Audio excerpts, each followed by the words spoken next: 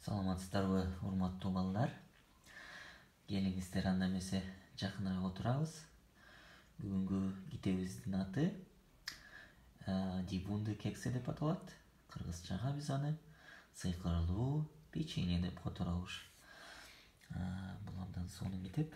Анда эмесе баштайлы.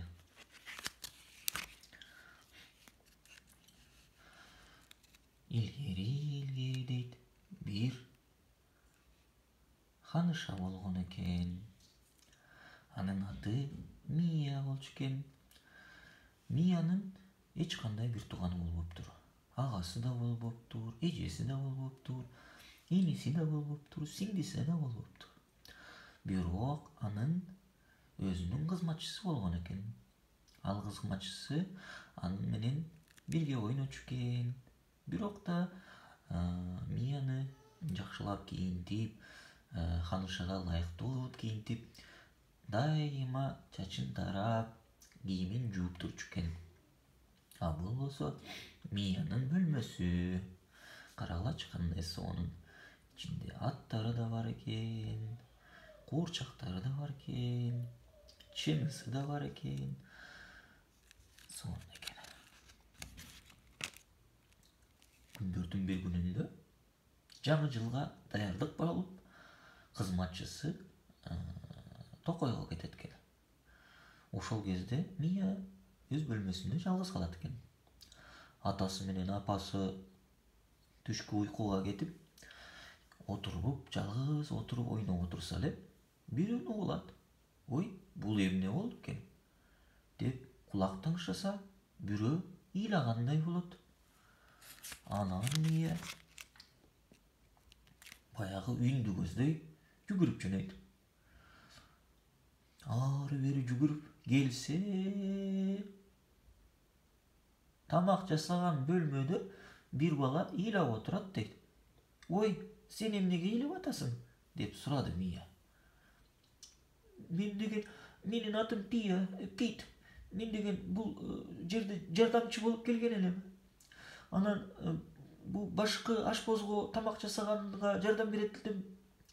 Бирок ойлонуп жатып, печеньелерди күйгүзүп салган экенмин. Эми башка ашпоз келсе, ал мени абдан урушат. Эмне кылам эми? Деп ыйлап атат экен. Анда Мия мындай дейт. Мен жашоомдо бир да жолу печенье бышырып көргөн эмесмин. Бирок мен сага баардыр жардам берейин. Миянын жардам берейин деген сөзү абдан кубантты Питти. Анда эмесе баштайлы деп экөө киришти. Ой, экөөлөп камыр жуурушуп, ичине сахар салыптыр, жумуртка салыптыр, ошентип печеньянын камырын жасашыптыр. Абдан сонун экен деп Мия абдан кубаныптыр. Анткени ал жашоосунда бир да жолу печенье жасап көргөн эмес да. Анан камырды жайып келатса эле, камыр төөгө окшошуп калат экен. Караңызчы. Бул төө, өркүчү бар экен, куйругу бар экен, буттары бар экен. Анан бул камырды формаларга кесе башташат экен. Томолок форма жок болгондуктан Миянын тажысын алып, ошол тажы менен дагы форма кесишет экен. Анан бышырганга отко коюшуп, жакшылап карап күйүп кетпеш үчүн бышырып чогуу анан чыгарышат экен. Кана жеп көрөлүчү деп Мия сунуштайт. Анан дагы жеп көрүп, бул абдан сонун болгон экен десе, Пит айтат дейт.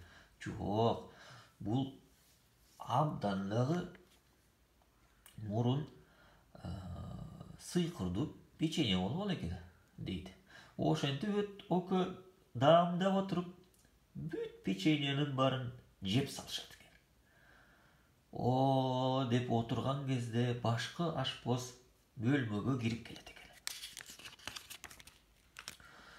Башкы ашпоз кир болгон Мияны, башында тажысы жок болгон кызды көрүп, таанышасын тааныбай абдан жини келип урушат экен экөөнү. Баскыла деп экөөнү алып баягы атасына алып жөнөйт экен.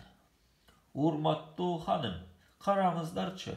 Бул экөө печеньянын барын жеп салган экен деп айтат экен.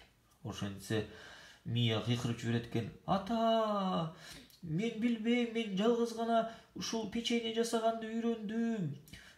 Биз дагы жаңысын жасап бере коебуз азыр тез эле дейт экен. Ошондо гана башка спос кимди алып келгенин көрүп, абдан коркуп жиберет экен. Эми мени хан эмне кылып жиберет экен деп. Бирок хан кызын караса, кызы абдан бактылуу. Буга чейин мындай бактылуу болгонун бир да жолу көргөн эмес экен. Ошондо айтат дейт. Анда эмесе Пит менен сен кызым качан кааласаңар барып печенье бышырсаңар болот. Мындан кийин сенин жардамчың биздин бул пальмабызды караганга жардам берет деп айтат экен. Ошентсе Мия абдан сүйүнүп, кандай сонун деп абдан сүйүнөт экен.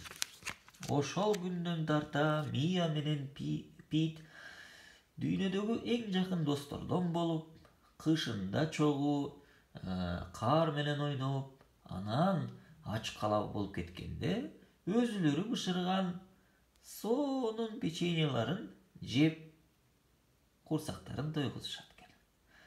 Мына достор, ошондой жакшы бала болуп, башкаларга жардам берип, анан жакшы досторду күткүлө.